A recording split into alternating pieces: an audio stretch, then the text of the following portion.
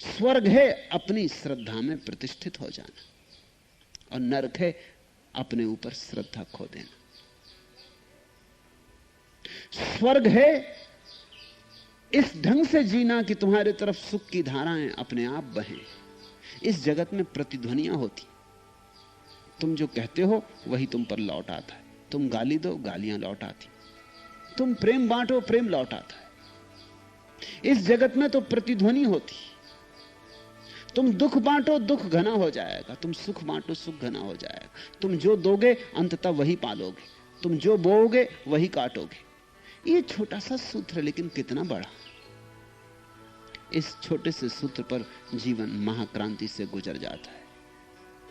स्वर्ग तुम्हारे हाथ में और नरक भी तुम्हारे हाथ में है। तुम निर्माता हो।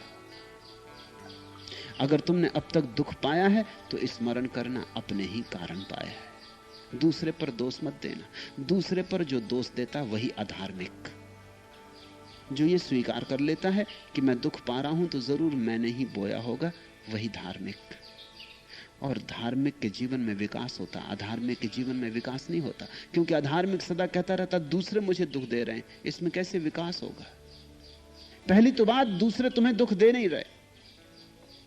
दूसरी बात, दूसरे दुख दे रहे हैं तो अब तुम क्या करोगे। जब तक वो देना बंद ना करें तब तक तुम्हारे हाथ में तो कुछ नहीं रहा, तुम तो परतंत्र हो गए।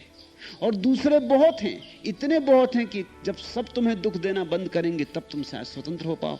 ऐसी घड़ी कभी आएगी, इसका भरोसा करना मुश्किल है। बुद्ध कहते हैं तुम ही अपने दुख के कारण हो। जब तुम दूसरों को दुख देते हो तो तुम दुख को निमंत्रण दे रहे हो, और तुम ही अपने सुख के कारण हो। जब तुम दूसरों को सुख देते हो तो तुम सुख को बुलावा देते हो। सुख चाहते हो, सुख दो।